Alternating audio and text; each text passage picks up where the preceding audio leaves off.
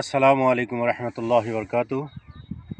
মই মৌলানা আব্দুল্লাহ আহমেদ, সভাপতি উলামা council of Assam. ইতিমধ্যে অসমৰ বিভিন্ন স্থানৰ পৰা বিভিন্নজনে বিভিন্ন শুভাকাংক্ষীয়ে পবিত্ৰ মাহে ৰমজানৰ লগত সংগতি ৰাখি তেওঁলোকে ফিতৰাৰ পৰিমাণ সাদকাতুল ফিতিৰ কিমান হ'ব, কিমান টকা দিব লাগিব, মিনিমাম কিমান আৰু মেক্সিমাম কিমান, এই সংক্ৰান্তত বিভিন্নজনে প্ৰশ্ন কৰিছে বা সোধ-পোছ কৰিছে। গতিকে মই উলামা কাউন্সিলৰ সভাপতি হিচাপত অসমৰ ৰাইজক প্ৰথমে এইটো কথা জনাব বিচাৰিছোঁ যে সাধাৰণতে আমি যি সাদকাতুল ফিতিৰ নিৰ্ধাৰণ কৰোঁ বা আমাৰ অসমৰ হিলাল কমিটিয়ে যিটো নেকি ঘোষণা কৰে বা ইতিমধ্যে ঘোষণা কৰিছে 70 টকা বুলি, এইটো আচলতে একেবাৰে লাষ্ট পৰ্যায়। মই এজন মানুহ যদি মই কোটিপতি বা মই আৰবপতি বা মই লাখপতি, মুঠৰ মোৰ ওপৰত জাকাত দিয়া যদি ৱাজিব হয়, মোৰ ওচৰত ধৰক 2 লাখ টকা আছে আৰু এজন ব্যক্তিৰ ওচৰত তেওঁৰ 20 কৰোৰ টকা আছে।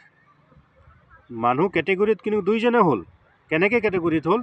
2 লাখ থাকিলে মোৰ ওপৰতো জাকাত দিয়া ৱাজিব হ'ব।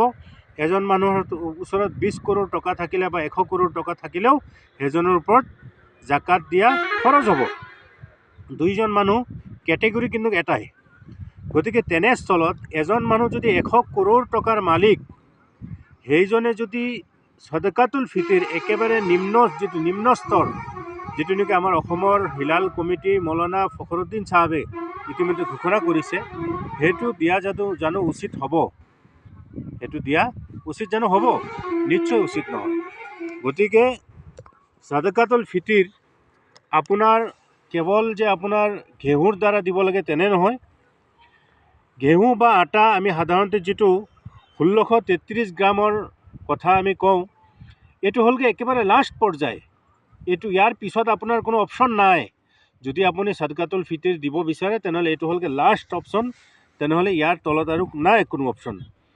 তাৰ দ্বিতীয়, ইয়াৰ ওপৰত অকণমান যদি স্তৰ ওপৰত যাবলৈ বিচাৰে, আপুনি যদি ভাবে নহয় মই অকণমান টকাওলা আছোঁ যিহেতুকে গতিকে মই আৰু অকণমান ওপৰত দিওঁ, মই একেবাৰে তলৰ স্তৰটো নিদিওঁ, মানে টকাওলা থকা বা সাদকা ৱাজিব বা মানে জাকাত ৱাজিব থকাসকলৰ ভিতৰত যিজন একেবাৰে নিম্ন স্তৰৰ, সেইজনে যদি ঘেঁহু বা আটাৰ দ্বাৰা দিয়ে তেনেহ'লে মানিব পাৰি। এজন যদি লাখপতি নহয়, কোটিপতি মানুহ, তেখেতৰ কোটি কোটি টকা আছে, তেনেহ'লে তেওঁ যদি সেই ঘেঁহুৰ বা আটাৰ মূল্যটো দিয়ে, তেনেহ'লে হয়তো মই ভাবোঁ সেইজনে দিনৰ ওপৰত এটা কমি কৰিছে আৰু তেওঁ নিজৰ ওপৰত এটা জুলুম কৰিছে। কাৰণ তেখেতক আল্লাহ পাকে কোটি কোটি টকাৰ নিয়মত দান কৰিছে। গতিকে তেওঁ আটাইতকৈ বেছি যিটো দামী, অৰ্থাৎ পনীৰৰ দ্বাৰা, পনীৰ হ'লগৈ 3 কেজি 266 গ্ৰাম, 66 গ্ৰাম, 3 কেজি 266 গ্ৰাম পনীৰৰ মূল্য, যাৰ সাধাৰণতে 1600 টকা বা 1700 টকাৰ ভিতৰত পৰে। 1600 টকাৰ পৰা 1700 টকাৰ ভিতৰত পৰে। তাৰ অকণমান তলত যদি আপুনি যায় তেনেহ'লে কিচমিচ দি আপুনি দিব পাৰে। কিচমিচ দি দিলেও 3 কেজি 266 গ্ৰাম ইয়াৰ মূল্য দিব লাগিব, সেয়া দিব লাগিব বা তাৰ মূল্য দিব লাগিব, যাৰ সাধাৰণতে 1500 টকাৰ পৰা 1600 টকাৰ ভিতৰত পৰে।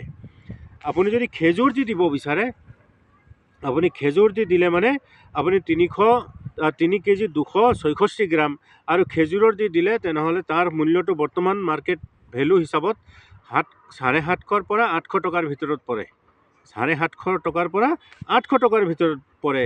আৰু চতুৰ্থ স্তৰ হ'লগৈ পায়ৰা বা জবৰ দ্বাৰা যদি আপুনি দিয়ে তেনেহ'লে 3 কেজি 266 গ্ৰাম ইয়াৰ দিবলৈ হ'লে তেনেহ'লে 150 টকাৰ পৰা 200 টকাৰ ভিতৰত দিব লাগিব। আৰু লাষ্ট যিটো অপশ্যন, যিসকলে সদকাতুল ফিতিৰ যিসকলে দিব, তাৰ লাষ্ট অপশ্যনটো হ'লগৈ ঘেঁহু বা আটা, যাৰ নেকি ইয়াৰ নিস্ফ বুলি কোৱা হয়, অৰ্থাৎ ইয়াৰ আধাটো, অৰ্থাৎ 1633 গ্ৰাম। সেই হিচাপত এইটো 70 টকা বা 80 টকা, আপুনি কোনোবাই 100 টকাও দি আছে, বহুতে 100 টকাকেও দি দিয়ে যে 2 টকা বেছি যাওঁগৈ। একেবাৰে লাষ্ট হ'লগৈ 70 টকা, যিটো নেকি অসমৰ হিলাল কমিটি বা অসমৰ বিভিন্ন অনুষ্ঠানৰ ফালৰ পৰা ইতিমধ্যে আনুষ্ঠানিকভাৱে ঘোষণা হৈছে। গতিকে মই উলামা কাউন্সিলৰ সভাপতি হিচাপত এই বিষয়টো আপোনালোকক খুব ধুনীয়াকৈ মুকলিকে আপোনালোকক কথাখিনি বুজাই দিলোঁ যে আমাৰ দান খৈৰাত কৰা আমাৰ আচলতে মই যদি কোটিপতি মানুহ তেনেহ'লে মোৰ অপশ্যনটো সেই একেবাৰে আটাইতকৈ ওপৰৰ যিটো অপশ্যন পনীৰৰ দ্বাৰা সেইটো ৰাখিব লাগে আৰু যদি মই জাকাত দিয়া ফৰজ যি 4 প্ৰকাৰৰ ব্যক্তিৰ মানে 5 প্ৰকাৰৰ ব্যক্তিৰ ভিতৰত মই একেবাৰে নিম্ন স্তৰৰ তেনেহ'লে মই কমচে কম সেই যিটো নেকি ঘেঁহু বা আটা তাৰ মূল্য দিব লাগে সেইটো দিয়ক কিন্তু আপুনি কোটিপতি হৈও আপুনি সেই ঘেঁহু আটা দিব আৰু আপুনি সাধাৰণ শ্ৰেণীৰ মানুহ হৈও ঘেঁহুৰ আটাৰ দাম দিব তেনেহ'লে এইটো আপুনি কিন্তু আল্লাহৰ পচন্দিদা কাম কৰা নাই বা আপোনাৰ দিনৰ পচন্দিদা কাম কৰা নাই ধন্যবাদ আসসালামু আলাইকুম